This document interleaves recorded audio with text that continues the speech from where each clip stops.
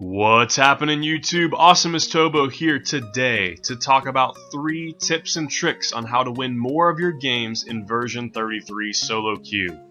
So version 33 had no massive changes to the game, but I've had a lot of recent games where the match would just drag on for no reason, and our team would be making horrible plays, throwing the game, or wingings would be destroying our base. And I've just gotten frustrated, and I figured some people may just not know some of the things that I'm going to talk about today. So let's jump right in, ladies and gents. First up is warding and dewarding the map.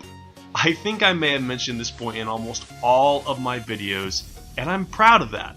I can't emphasize enough how important vision is in this game, and how devastating it is to not have vision. Knowing where the enemy is on the map helps you in your decision making. And not knowing where the enemy is brings about confusion and the lack of control of the match, which is where you make bad decisions and where you often can throw the game.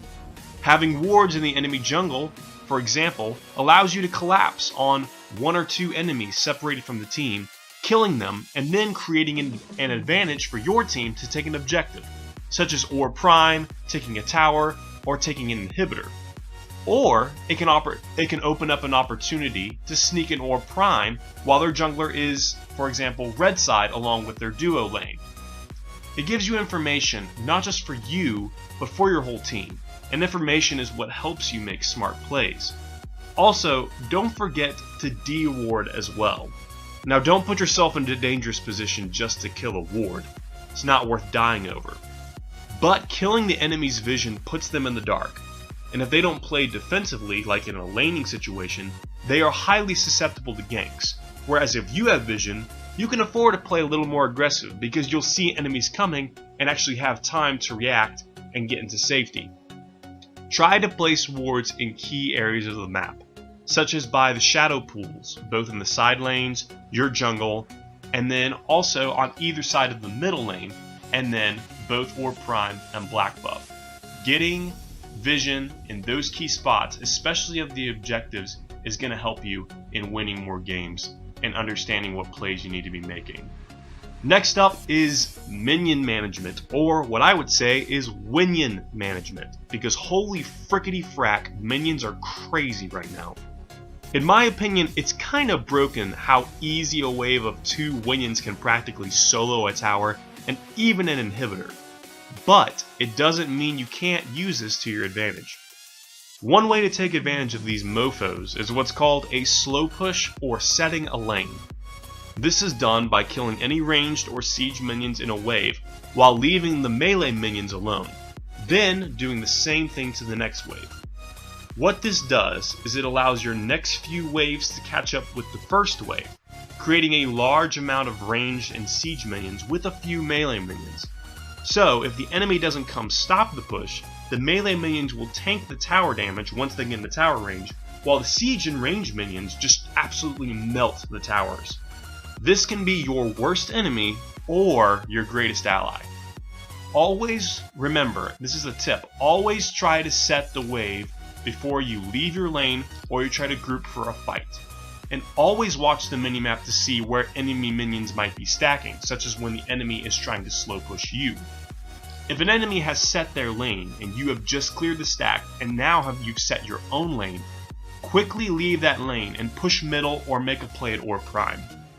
One thing that is super effective and that I love to do is having both our right and lanes set on our half of the map. So it appears the minion wave has frozen on our side and isn't really pushing that much.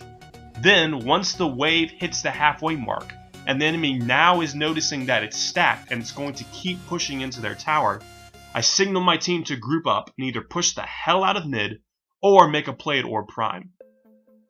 This forces the enemy to make some risky calls, as they now either have to send people to stop the right and left lane stack, while we simply take Orb Prime for free, or push the mid lane, take a tower, or they have to group and 5v5 us, while they lose towers and inhibitors on right and left lane. And I guarantee, guys, 9 times out of 10, we will always either take a mid lane tower, take Orb buff, or force a 5v5 and take a tower in right or left lane. Maybe even both towers in both lanes, and sometimes an inhibitor or both inhibitors. It's a win-win for us. Even if they decide to 5v5 us and they take one or two of us out in a team fight, they're going to lose towers, we're going to get objectives, we're going to get global card points, and we're going to keep our lead. Use minions to your advantage. Control the waves, and you'll control the game. Finally, my last point on how to win more of your games in solo queue is to prioritize objectives, do not prioritize kills. It's been said many a time, but many want to treat this game like a team deathmatch in Call of Duty or other shooters, and only run around getting kills. Then once they get the kills, they back to get some more card points, and then just do the same thing over and over again. This is a MOBA. I want to bitch slap these people because this is why matches take forever and games are thrown. If you want to win and keep ahead of the enemy team, push your advantage. Don't be kind-hearted. Don't give them a fighting chance. Be ruthless. You just secured 1 or 2 kills in right lane and there's a tower in front of you? Take that sucker out. It's late game and you just want a team fight? Push all the way to inhibitor and die for that ish, man. Inhibitors don't respawn, so dying for an inhibitor is so worth it. As long as you know you can get the inhibitor even if you die. If it's a horrible call and all of you are going to die and you're not going to take the inhibitor, you may have just thrown the game there, so be smart about it though. What if your team has a card point advantage? Don't be afraid to team fight and be aggressive. You have an advantage in power. Make plays and create opportunities to end the game. It doesn't have to be one glorious push where you take a whole lane out, then kill the core in 2 minutes. Have patience, but actually make progress. Take a tower, or even put a good amount of damage on it, then ward up. Set your minion waves to push 2 lanes, and go take Orb Prime, or group and push another lane. Even if you don't necessarily take out a tower, putting damage on it gives you an opportunity later to eventually take out that tower. Also, a note, if you have OP buff, please try to group as 5 and try to take an inhibitor out, or if their core is open, literally run in there and 5-man dive it. With OP buff, you do stupid damage to structures, so the core will melt in seconds if you all dive it. Don't be afraid to die to end the game, and ignore your KDA. Don't worry about it. No one cares about your KDA if you lose. No one cares you went 20-1 if the game was thrown and y'all lost. Teamwork is so much more important than keeping a solid KDA. So keep your eye on the prize, focus on objectives, focus on killing the core, and you'll win more games. So guys, many other things can be said on this subject, but these are 3, I can't emphasize enough, crazy important strategies to implement, especially in the current patch. Communicate with your team and practice implementing these strategies into your games, and I promise you'll see more wins. So guys, I hope this video was beneficial to you in your Paragon grinds. If you did enjoy this video, please leave me a like as it helps out a ton, and comment any feedback or questions you may have related to the things I've talked about today, or any other Paragon questions. I'd love to answer them, love to talk to you guys. If you'd like to see more videos like this, or full matches with your favorite hero, subscribe to stay up to date with my latest content.